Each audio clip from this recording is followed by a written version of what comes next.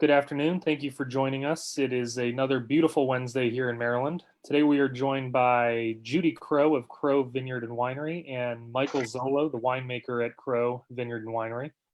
In just a minute, I'm going to hand it off to Judy to talk a little bit about what they're doing at the vineyard and how things are progressing in this very odd time. Everybody by now is probably aware that Maryland's wineries are not open for patrons to come in and solicit business, but they are open for patrons to come and get carry-out bottles of wine, curbside delivery of wine, and many wineries throughout the state are offering delivery to consumers' homes. We'll find out from Judy and Michael what Crow is doing to get wine to their customers, and we'll talk about some of their great wines. I will jump back in throughout this conversation to pose any questions that might be asked in the comments, maybe to add a little bit more information about what some other wineries are up to, and to make acknowledgments of some people who will be popping in and out of the viewing. So without further ado, I'm going to hand it off to Judy. Thank you very much. And Judy, how are you? I'm fine. How are you this lovely day? I could not be better.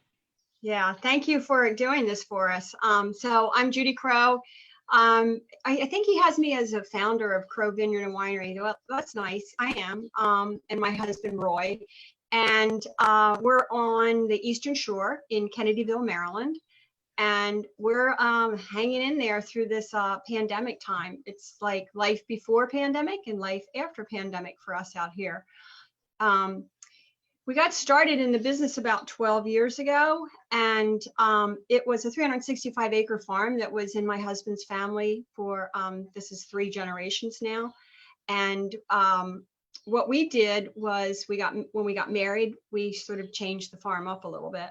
It had been corn and soybeans and an old farmhouse. So we renovated the farmhouse and made a bed and breakfast. And then we planted some grapes, and then we converted one of our Morton buildings into the winery, and the rest is just history. It's just taken off. Oh, I forgot to mention, he had 10 Angus beef. Now we have a herd of 100. And during this time right now, I would say the beef is a big draw for our farm. So the diversification plan between the bed and breakfast and the making of the wine and the growing of the grapes and the cattle have all done pretty well for us. The B&B right now is closed down, which that's okay because Roy and I live there, and it's it's important that we stay safe and healthy during this time. So we have our son Brandon helping us manage our 12 acres in the vineyard, and he had to go home because they're a kid. They have little kids, and it was his time to come home and relieve the wife from homeschooling because everybody's getting homeschooled right now. And he's not able to be with us. But we do have our winemaker, Michael Zollo, who's been with us for 3 years. We're very proud to have him here. And he's going to talk a little bit about, some of the wines that he's helped us prepare. And I want to also tell you a little bit about, like, right now, we've just about got all of the vines tied down. I think we have maybe another hour or 2 left out of that 12 acres to get that done. And then we have our own bottling line. So during this time, Michael's been busy filtering and getting wines ready and bottling wine and just getting ready for when this is all over for us. The other thing I want to mention, and Michael may talk a little more about it, is that we also do custom crush or alternating proprietor for a few other wineries. So our production area is about 5,000 cases. Crow does about 2,500 for us, and then we do 2,500 for other startup wineries in our area, which has been a really interesting learning process for us.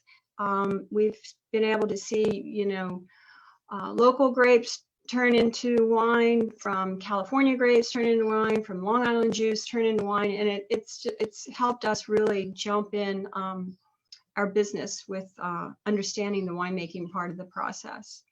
My husband's not here with us today. Sorry, I had to send him to the grocery store with a mask and gloves, and he's handling that for us. So let me introduce to you Michael. There you go, Michael. want to tell just a little bit about yourself? And Yeah, sure. Hello, everyone. My name's Michael Zollo, winemaker here at Crow. I didn't start out in the wine business. I was passionate about winemaking, and I actually started in the insurance business. But my grandfather was a home winemaker, and his father was a home winemaker. So in our Italian family, we kind of had winemaking in the blood. So it was something I was really passionate about. And during the 7 years I worked in the insurance industry, I was making wine that entire time as a home winemaker. And I lived in the Finger Lakes, so it was really easy for me to source grapes from vineyards around the area. And they would just let me come out and pick it the day before they were going to pick it, and come home, and I would crush it on my old crusher rulers and get going. So I was doing a lot of experimentation there, and through a family friend, I was able to go out to California and work at 3 different boutique wineries out there and really cut my teeth in the commercial harvest industry out there. All of them were smaller custom production like it is at Crow. And so when I was looking to come back east, this place really appealed to me. One, the family connection here was very important to me. This is a family-run business, and they have a lot of ties to the community, and we're very thankful for the community that's supporting us during this difficult time. And also they were growing Barbera, which I was working with on the West Coast as well. So I love Barbera Rosé. That's one of our signature wines here, and we're very excited to release that. We're going to be bottling it this Friday, so we're pretty pumped about that. As far as how we're keeping busy during this crazy time, well, if anyone who's ever planted grapes or worked on a vineyard knows, it's always busy on the vineyard. So we did pre-pruning over the last 2 months, and we've been tying down, and Judy mentioned that we just have probably 4 or 5 rows to go in the Sauvignon Blanc. We grow 8 varietals here, so we're on our last one. The Sauvignon Blanc is getting tied down right now as we speak, and we're starting to see some serious bud swell in the Chardonnay right now too. So expecting for bud break in the next 5 days. I mean, it's gorgeous out right now, 75 degrees, so we'll definitely see it soon. Once those temperatures get above 50 degrees as an average day and night, you start to see bud swell and then bud break, and we get going with the harvest. And then it'll be tucking and pruning and keeping the weeds down and mowing. And yeah, we've already mowed a couple of times. So as far as winery work goes, she did mention we've been doing a lot of filtering, and we do have alternating proprietorship here. So we 4 other wineries through their alternating proprietorship agreement rent our labor and our tanks and our skill sets and our bottling line to get their products to market. So they bring in their grapes, we create a custom plan with them for what they want to do, or they speak to us with their consultant, and their consultant and our team work together to create the wines that they're looking for. So that's been keeping us really busy. So we're not just bottling for ourselves. We've been bottling for these other wineries as well as ourselves for the past 3 weeks here, and getting things ready, getting things polished, putting the last little tweaks on everything just to make the wines perfect when they go to bottle. So I'll be tasting 3 wines here today, and I'm excited to share them with you. One of them is actually a barrel selection, our Malbec,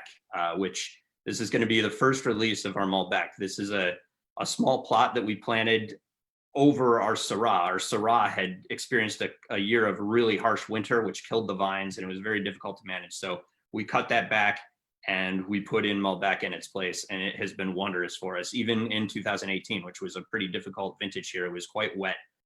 That was one of the best grapes that came out of our vineyard that vintage.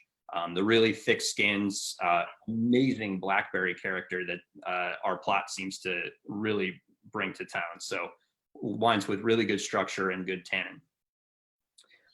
As far as the community helping us here, we've been doing a lot of curbside delivery. As you know, all the wineries around, we can't run tastings anymore. So we've been very active on the email and social media, letting people know that we have wines available. We also have grass-fed Angus beef here, which Judy mentioned has been a huge draw for us. With the grocery stores being panic bought, oftentimes it's difficult to find good meat here, and we've got it. So we run 100 head of Angus beef here, and we've been harvesting them right along. So we've got lots of cuts available. as well as some farm fresh eggs and jellies and some other fun stuff here. And coffee, we have signature coffee blends that we have here too. So consumers in the area should be coming to Crow not only for their wine needs, but also some grocery needs for very specific, excellent items, because it sounds like you have what they're going to need. Yeah, exactly. And it's been awesome. I mean, people have really been supportive and happy that we have these things available. When they weren't able to get it at their local grocer, they could come here. So it's been very, very beneficial for us. So I guess I'll start out. I want to talk to you about the first wine here. This is the 2016 Vintner Select White. This was actually made by the previous winemaker, Katrina North. This won a gold medal and best of class at the Governor's Cup competition. So we're really happy with this wine. So let me get this poured for you, and we'll do a little live tasting. I wish you were here to taste this with me. I wish Katrina was here. Yeah. I think she'd be super impressed by how this wine has turned out. It spent a little bit of time in bottle age before it was released. And I think that really helped to round it out. There's a bit of Vidal in here, 62%. It's the backbone of this blend. 20% Traminette and 18% Gruner Veltliner. The Vidal Blanc, I find benefits after like 6 to 8 months of bottle aging. It really helps soften some of the skin astringency that can be there with that particular varietal. So this one has really hit its stride. I'm trying to figure out how to get a message to Katrina to hop on here.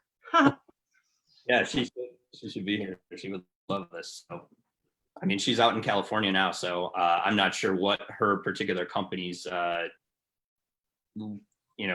restrictions are during this time period. But from the people I've spoken to in Napa and Sonoma, most of the places are working from home, or if they're working, it's very limited staff right now at the wineries or at the facilities. So just the absolute necessary people wearing masks and gloves and keeping that social distancing. So. Okay, so what's beautiful about this wine's nose, there's a lovely bit of pineapple and confectionery sugar on the nose here, and also a really driven lychee fruit component. What's really neat about this wine is that Traminette note is coming through quite a bit, but it's not presenting itself like a perfumey Traminette. It's presenting itself more of like a Gewürztraminer kind of flavor with a lot of lychee fruit, and I think that's one of the coolest aspects about this wine. While you're tasting that, I'm just going to give a couple of shouts out to folks. Ty Richard from Silver Spring says hello. We've got Frank Morgan and Will Burnham all offering their thoughts and saying that things are great to hear that you're doing well with business and that it's always worth the trip to come out to Crow. We also have some industry members here. Lauren Zimmerman of Port of Leonardtown is saying hello, and Karen Smith from Serpent Ridge. So we've got some good viewers. I can't see everyone who's watching us, but those are the names that I recognize, and everybody would like to say hi. So you're doing great. Wonderful, guys. Thanks for checking in. And Lauren sent Katrina the link. Oh, good. Wonderful. Oh, good. Thanks, Lauren. Lauren. Yeah, so this wine really round in the palate. It really has quite a bit of structure in the mid palate and finishes with a nice crisp acidity here. Again, that lychee fruit is coming through quite a bit, and the pineapple in the palate. I really love this wine. Yeah, it's my favorite every night. Yeah, every time. Yeah, I know, every night. Every time we lose one, we know where it goes. I mean, there's nowhere, if the count's off, it's me. So very, very structured, wonderful fruit, beautiful roundness in the mouth, and drinks really well. Wonderful summer wine, very, very fruit forward. And I think, like I said, that lychee note is just tremendous in here. Thanks, Katrina. So we touched on the curbside pickup options. Do you do direct consumer shipping? Yes, we do. Like in Maryland. Maryland. Okay. Yeah.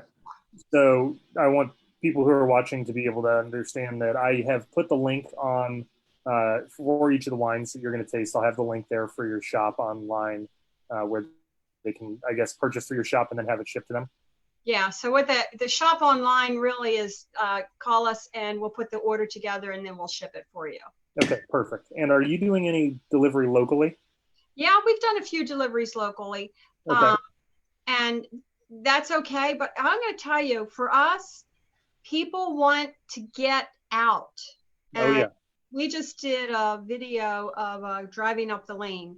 And they drive up the lane, and even though they park their car or pick up their product, park their car and look out for a few minutes, they're like, oh my God, this is so nice that we were able to come out.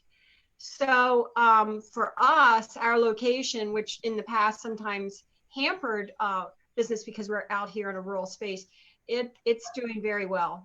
People are really enjoying the opportunity to get out here. Great. And I'll make those notes about the availability down in the comments right now. Okay, thanks.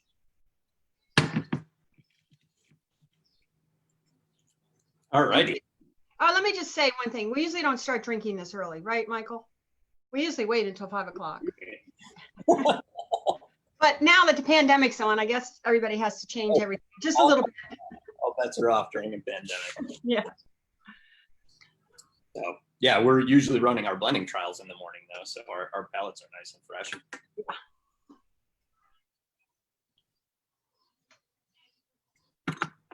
Okay, so next up is the 2017 Cabernet Franc. Beautiful wine here. These come from our 2015 vines. I just wanted to mention about the vineyard. I was walking through it today, and even in the last 3 years, I've been here 3 years now, and the trunks on our vines are getting so thick. Our oldest vines were planted in 2010, so a lot of the vineyard is coming up on 10 years old now. And given the way the vines look right now, I'm very, very excited for our upcoming vintages. Brandon does such a wonderful job out there. He's really, really detailed and fastidious when he's out there pruning and getting things right for us. So we're always bringing in great fruit, and that makes the winemaking job so much easier. So it's just great to be able to work with wonderful fruit, and it makes our job in the winery much more simple. We're still hand sorting. We're doing all of the special things that we need to make great wine. But when you start with great fruit, that's what really makes the difference. So this is the 2017 Cab Franc. What's great about this wine, this was my first vintage here. So we've got, and also my first year working with some other fruit from Pennsylvania, which I never worked with before. This has some fruit from Bella Cloa Vineyard in it as well, which is an old family vineyard up in Stewartstown, PA. So pour that there. All right, so this was aged in French oak. It's 100% Cab Franc. Ran 2 different yeasts on this, ICVD 80 and BM 45. It was stainless steel fermented, and we really concentrated on some long soaking times on the skins to get as much extraction as we could, helping to build color and structure before it went to barrel. So beautiful nose here. Some smoke, some plum. Dried cherry and cranberry is really showing a lot of nice red fruit here. And a little bit of subtle baking spice from the French oak.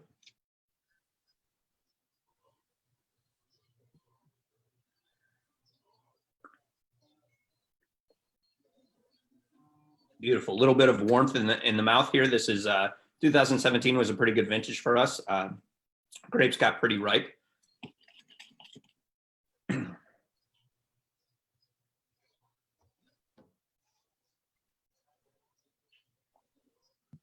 This wine is really rounded out right now.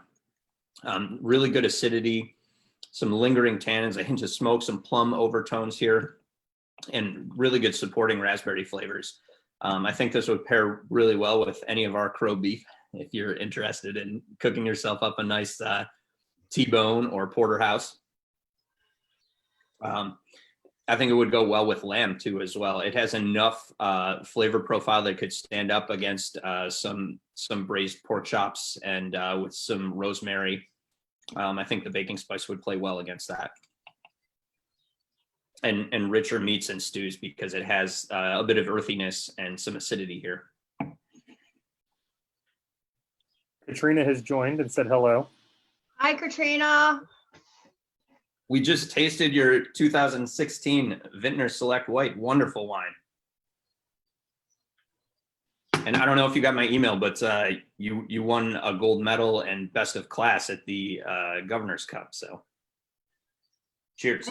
And it's my favorite. It is. Judy keeps stealing these from the winery.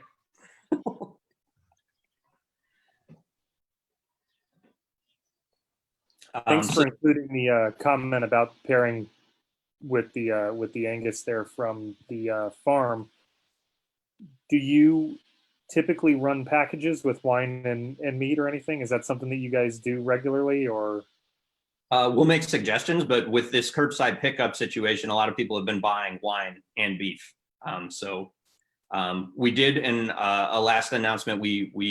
Judy had done Judy, what was it? It was a braised and slow cooked. Oh, that brisket. A braised and slow cooked brisket, and we did a pairing for that. And so we made a recommendation there, and we sent out her recipe for that as well. So. And we sold them all the briskets. Yeah. So yeah, we had extra briskets cut for St. Patrick's Day, and I don't know what happened to St. Patrick's Day, but it didn't happen. So we had a whole bunch of brisket, and yeah.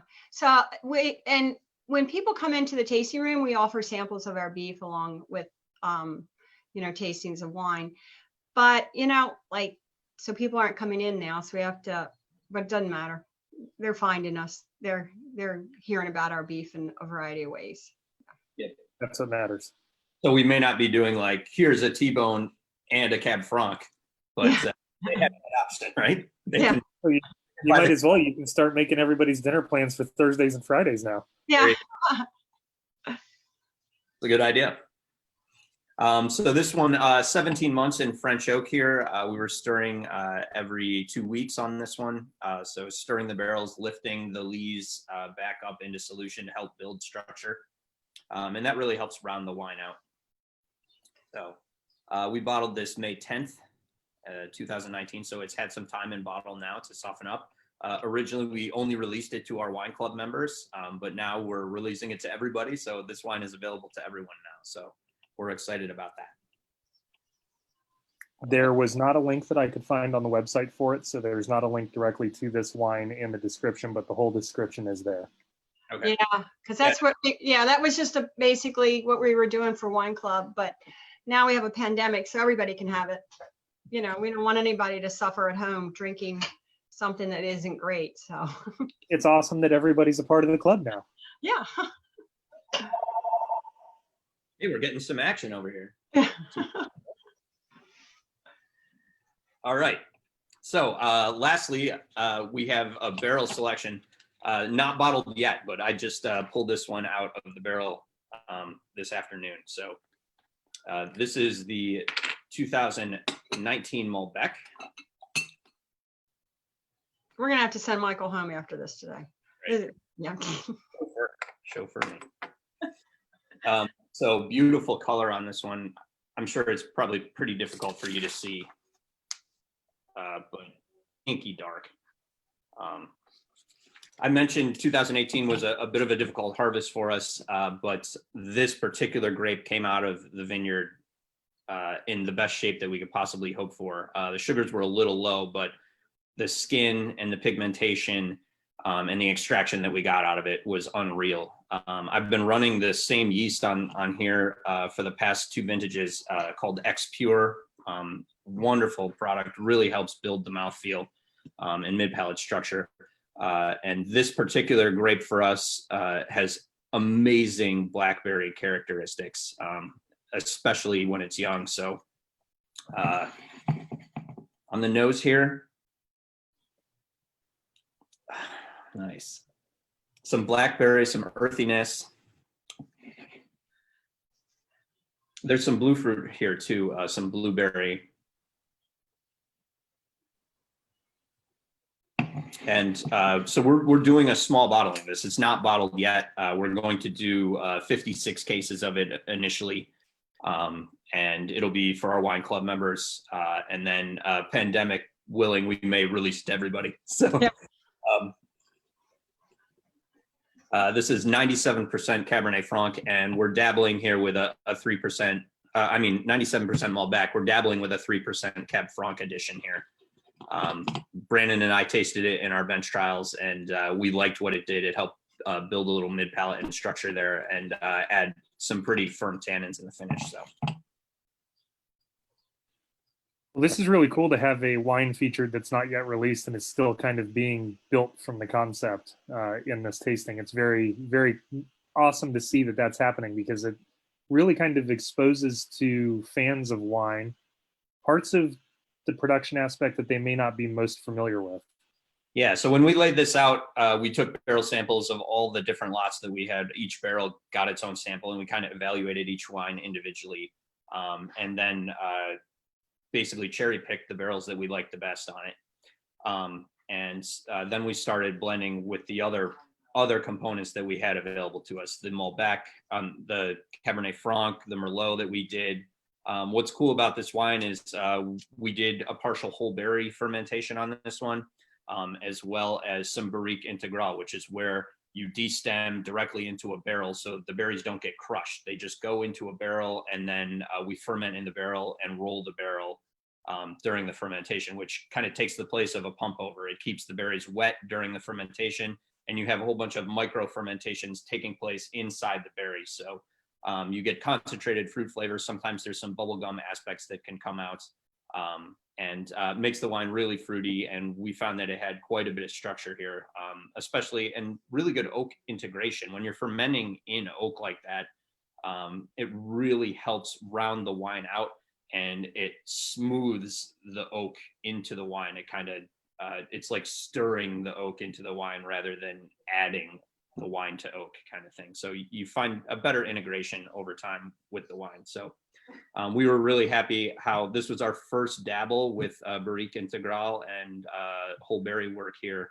And we were really happy with the way it turned out. So it's something that we're going to be continuing to purchase these specialty barrels and building it into our winemaking process here. So when we sat down and we're doing our blending trials, we were playing with the Malbec, and obviously in the Cab Franc and the Merlot, and Brandon and I were doing some additions here and there, and adding from each barrel to see how we could best structure this wine.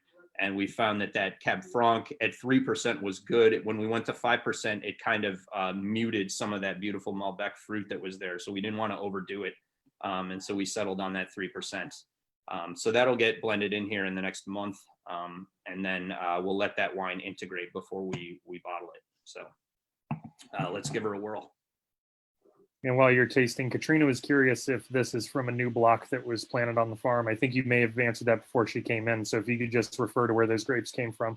Yeah, so Katrina, these were planted in 2015. This was planted, the Syrah died during a really harsh winter. So we had to cut those vines back, and the Malbec was planted there. So it's right next to the Sauvignon Blanc block. We actually pulled out the vines, You had to pull them out. We didn't graft it over. and everybody cried. Yeah. So Syrah is challenging to grow here. Yeah. I guess it wasn't quite as cold hardy as we'd hoped. So,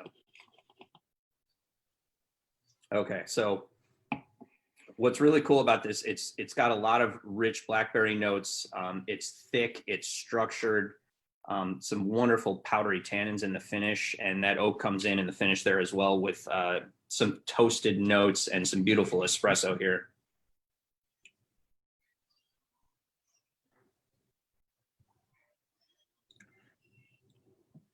Yeah.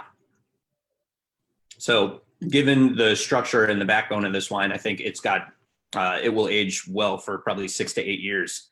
But drinking now very smoothly. I love the characteristic of the tannin here. It's not overpowering. It's not harsh. It's very powdered and smooth, and just what we're looking for a wine that has great aging potential and will soften over time. So. And what's your pairing suggestion for this one? Definitely a New York strip here for me. Given Malbec's history with pairing with beef in Argentina, I think we're in great sorts here. We have the cuisine available for this, so I think it'll go well. There's a little bit of smoky note in the finish here too, so any grilled cuisine, I think it would pair nicely with that. So if you're grilling vegetables as well, to go along with your meats, and also any rich cuts of meat. I think anything with a bit of marbling or fattiness to it, this will do well to absorb those things and pair nicely with it. I'm thinking even pork chops that have a bit of fat to them, around the outside, that nice pork fat will soak up these tannins, and this fruit will play really well against pork too. So. And one of our partners here, Langefelder Pork, we sell some of their pork here too. So we have that available as well. So Yeah. It's good the to be opportunities are endless. Yeah. Yeah, we have ice cream too. One of our Okay, so you've really got it all set. You've got everything you need from breakfast through dinner. You get ice cream, and you have a wine for every meal. that's Yeah. right. That's right. And when the garden comes on, we have fresh vegetables. Yeah. There you go. So yeah, we're hanging in there. We've got what we need to survive, and we've got each other, which is the most important thing. So. Well, you are the last refuge for the apocalypse, it sounds like. So hopefully it doesn't get to that. At 365 acres here, we can barely see our neighbors. So. Well, Judy, what do you see kind of going on in the future for Crow? What plans did you have before all of this craziness kind of kicked off, and what kinds of things do you see happening down the line? Do you see yourselves growing the vineyard space? Do you see yourselves adding more Angus cattle to your herd? I mean, what's the future look like for you? Well, that's really interesting because that's what my job is here, to think about what's going to be next. And what happened up until the mid-March or the 1st of March is that in January and February, they were outstanding months for us. We had a number of events that went well. Wine sales were off the chart. Everything was doing very well.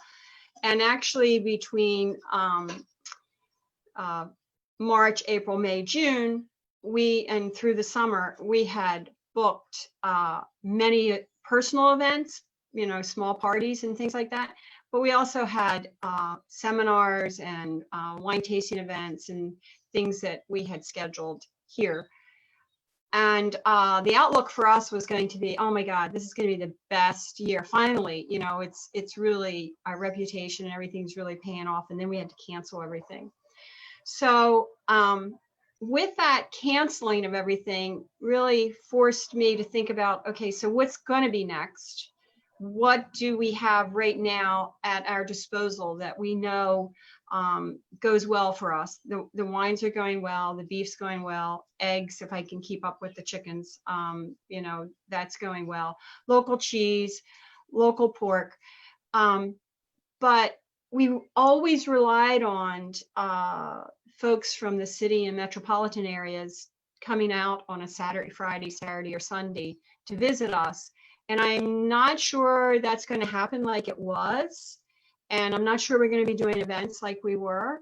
So I'm thinking about using our space to sort of open things up in some way. Haven't quite figured it out how it might look, but more maybe open air opportunities for folks to just buy wine and sit outside.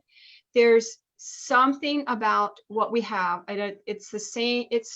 When Roy first brought me to the farm, I had grown up on a farm and, I left the farm when I was a kid and did other things in my life. But when he walked me up the lane, I'm like, oh my God, people would pay a lot of money to be out here. And he's like, I don't know what you're talking about. Why would they do that? But they do. People just want to be out in the open. And the way we've positioned the vineyard and the way we've maintained the integrity of it is still a real working farm, people embrace that. So that's I'm looking at those things that I know we can do: a working farm, embrace smaller groups, individual tastings. The other thing we really liked about a business that I need to think about in the future is everybody who came out here, if they did a tasting and they asked to be a tour of the winery, we took them and let them see the winery. We would walk them into the vineyard so that they could see the growing practices. For us, we felt like we're pioneers in our region. And as we were learning and growing and sharing information was just a natural part of that process. Was really important that city folks who came out and spent time with us could learn more about growing grapes, making wine, or the process of farming. And that's still really important to our business model. So I've got to figure out how I can do that on a smaller scale and less numbers. So I don't know. I'm very excited that for the wine industry, we are all pioneers in Maryland.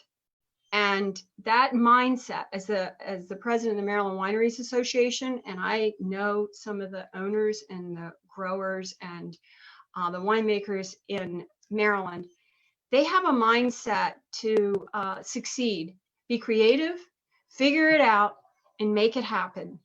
And while we're at it, let's do it the best we possibly can, because we're very proud of our industry.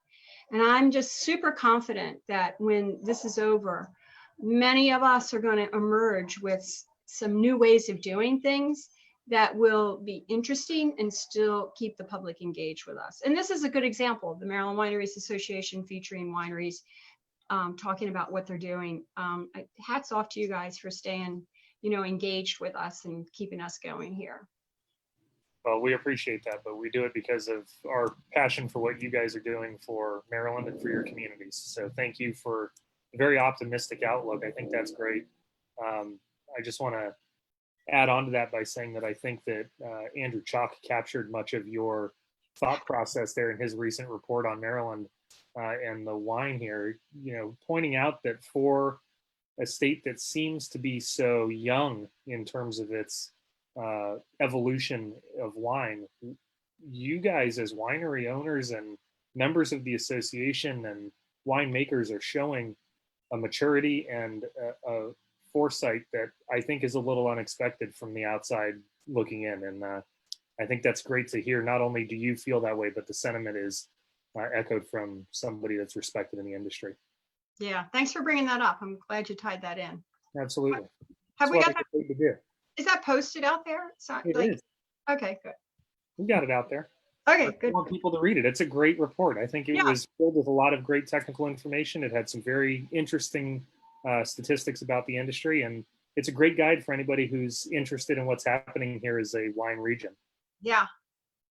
Now, I do have a question. I was sent a picture, and it looks like you guys are breeding some very interesting hybrid animals. I have a horse here with bunny ears that I'm going to show to everybody. Can you tell us the story behind this? This is, so this is a wine club member who has taken my miniature horses to a new level. I have 6 miniature horses. During the summer, he came out and he's like, I love miniature horses. I'm going to, if it's okay, I can work them. So he's got 2 of them that are cart animals. Katrina, I hope you can see this. This is just so exciting that he comes out 3 or 4 times a week and grooms them, makes them look beautiful. And today, while he was driving around in the vineyard, I put bunny ears on glitter because I thought it looked cute. She didn't really like the bunny ears. She tried to knock him, rear up and knock him off, but she lets him pull around. Yeah. Thanks for sharing that. That's happy Easter, There you go. And that's how we entertain ourselves out here. The animals help us keep a good spirit. That was not a strange chimera. I'm glad that I got the answer straight there. Yeah. Yeah, they're fast. He takes them up and down the vineyard rows, and it's really impressive. And he's got them all with verbal commands, so they'll go right when he wants to and left. No kidding. And Iditarod sled. Yeah. And the only things they did, 6 of them, I inherited them from somebody else that they were her brood stock and brood mares. And they did nothing except poop and eat.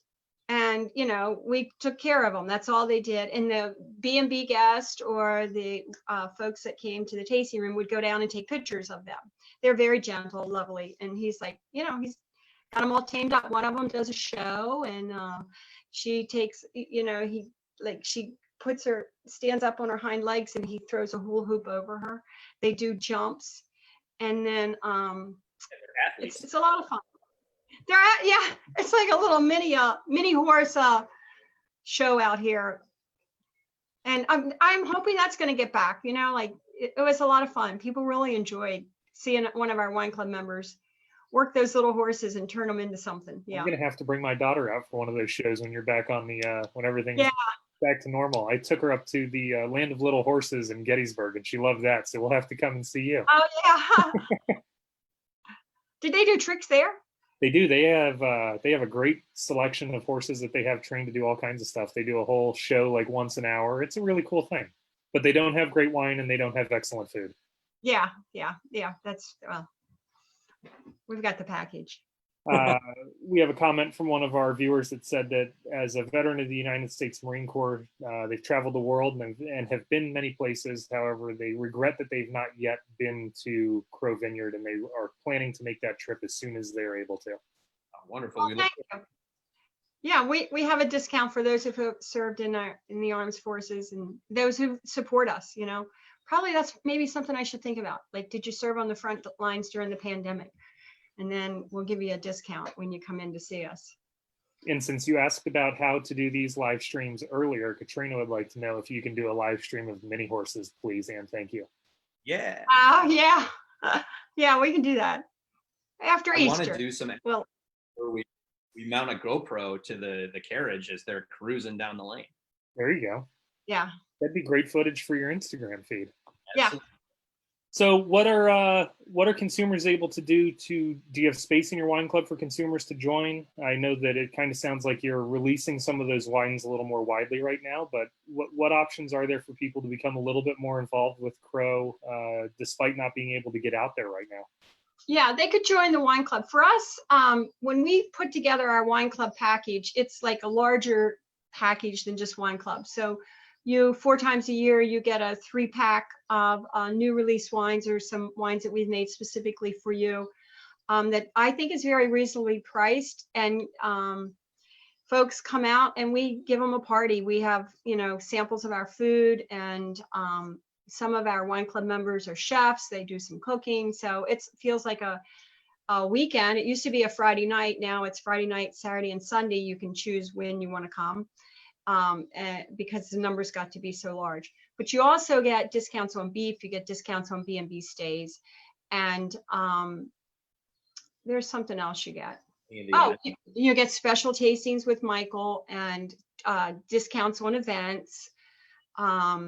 So it's a little broader than, you're getting the wine. You're getting a package to be part of the family is basically what it, is. You get discounts and you get to be with us most of the time.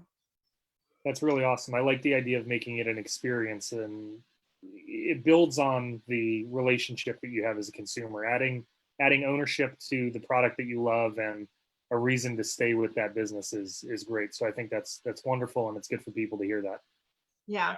We're very thankful to everyone's commitment to help us through this time, and thankful that everyone's been responding to any of the media posts that we blast out there and helping us out, and really help solidifying the community here.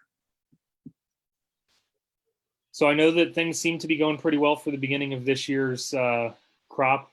Hopefully winemaking goes well this summer or into the fall, and hopefully the harvest is wonderful. Are there any interesting things that you have in the works for wine for next year, or are you going to stick to kind of the portfolio that you've developed over the last few years and work with that? Yeah, I mean, as far as techniques go, I mentioned the Barrique Integral. That was a small portion of our production last year. So this year we want to make that, we're going to amp that up a little bit because we were really happy with the way those wines tasted out. This year was a bit of an experiment. We bought 2 specialty barrels to work with and do those rotational fermentations with whole berry on those.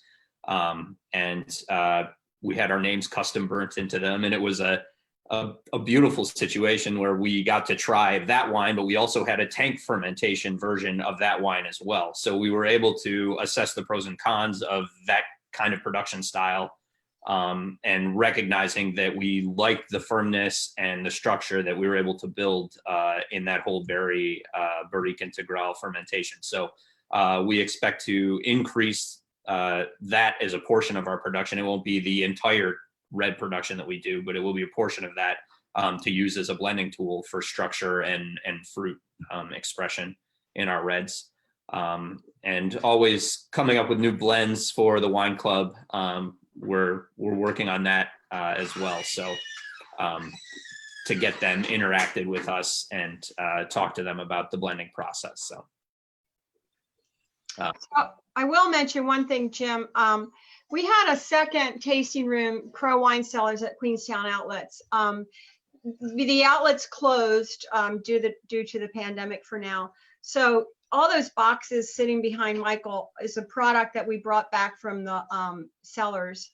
And in the process of us having a tasting room at the cellars, we had designed 3 wines. Michael did that for us, that were semi-dry. It was Silo White, Trellis Rosé, and Barn Door Red. And actually, we're finding out, like, from people, from wine club members and people who are regulars, like, why don't we have this out here all the time? And we were like, well, we designed it for the cellars. We thought that would be kind of cool as a draw for, the cellars area, just across the grid. From customers down there that they were looking for an off-dry option. And I mean, we were founded here basically on the dry wine principle. And so we didn't want to diminish this brand by adding sweetness and kind of confuse what we were known for. So, but now that those wines are shifted up here, they're available up here now during the pandemic. So yeah, post-pandemic, another change, like being flexible and coming up with another change, And we're receiving some really good feedback. We were doing a 3-pack last week, so we're selling them as a 3-pack or individually if you want. But we've gotten some really good feedback from our loyal customers. So, well, that's got to be refreshing to get feedback from a palate that those wines weren't necessarily designed for. If the idea was that this was for a different, consumer group or potentially a different target group, and you're getting positive feedback from people who maybe you didn't expect to be so open to it. That's got to be very encouraging. Yeah, they're well-made wines, actually, nicely balanced. Yeah, we're excited about it. And yeah, exactly, to have a customer base that we weren't, how it would be received by them, and they're loving them. So it's good.